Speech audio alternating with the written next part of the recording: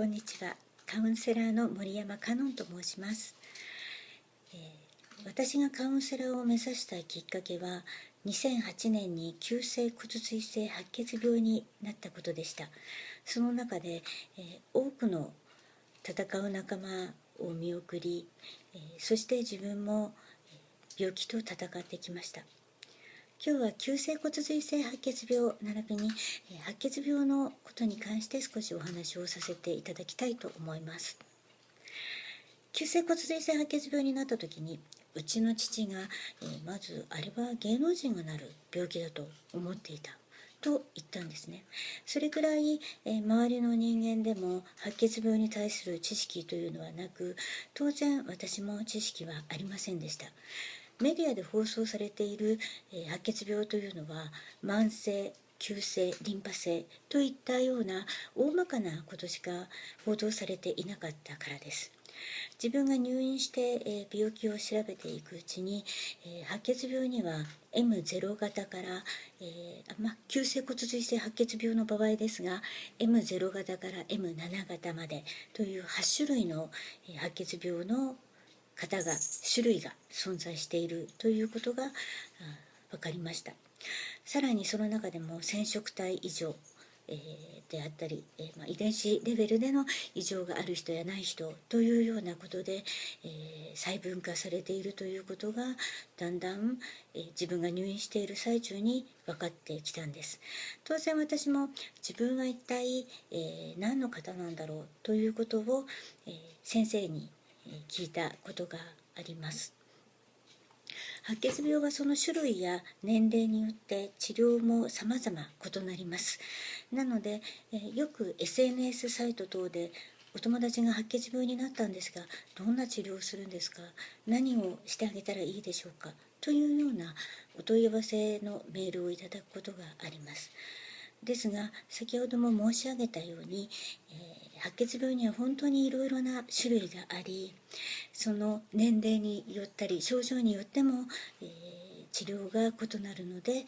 一概には治療に関しては、申し上げられませんということを言う中で、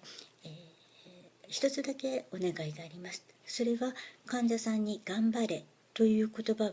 絶対に言わないであげてくださいというふうにお願いをいたします。白血病の治療は、いい細胞も悪い細胞もゼロに等しい状態にして治療をしていきます。その中で白血病自体で、旅立っていくのではなく、その中で感染症を起こしたり血が止まらなくなってますので、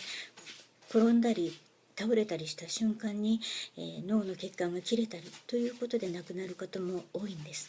なので、日々患者は明日は死んでしまうかもしれないという恐怖を戦いながら、頑張って治療を受けているんです。その中で頑張ってくださいねって言われると、これ以上何を頑張ったらいいんだろうということを本当に辛く感じてしまうことがあるんです。なので声をかけるときは、必ず応援してるからね、信じてるからね、また絶対一緒に遊ぼうねっていうような未来を感じられる言葉で、お話をしていただけたらといつもお願いをしています。私は M1 型という方なんですが、これは、夏目雅子さんと同じ方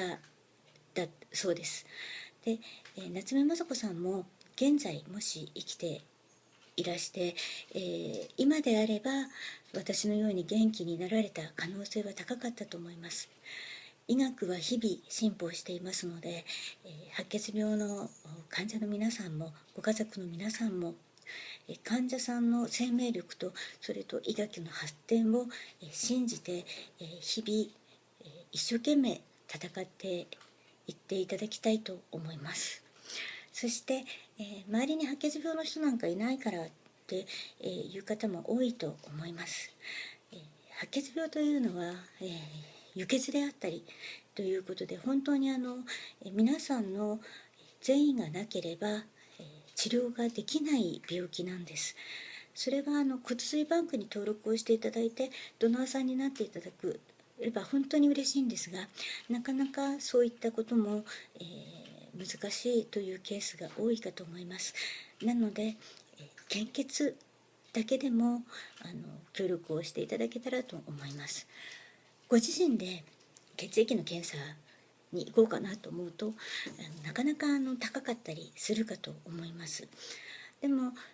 私みたいな急性骨髄性白血病って1ヶ月で、急激に進行して死んでしまうような病気もありますので、ご自身の健康診断のつもりで、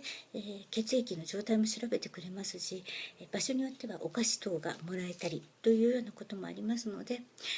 自分の健康を調べるつもりで献血にご協力をしていただけたらと思っています。どうか、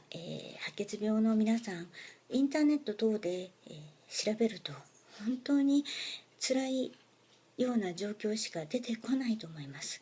でも私のように化学療法だけで、もう4年以上生きている人間も確実にたくさんいるんです。だから自分を信じてどうか、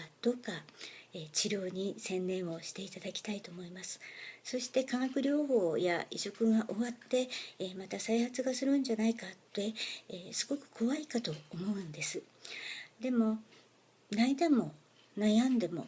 騒いでも再発するときは再発する、しないときはしない、神のみぞ知る世界なんです。なので私はある時から同じ時間だったら泣いてわめいて暮らすよりも思いっきり楽しく暮らそうと考えるようになりました。そして、ニコ生を始めたりということで、日頃ニコ生等を見ている方は今日は真面目に話をしてるなって思われる方も多いかと思うんですけれども、本当に楽しく生きようっていう気持ちになるまでには、辛い状況が本当に続くと思います。そんな時にいつでもご相談に来ていただければ、私が生きる症例としてお話をさせていただきますので、どうぞお気軽にご連絡をしてください。今日はもう台本もなしに拙い、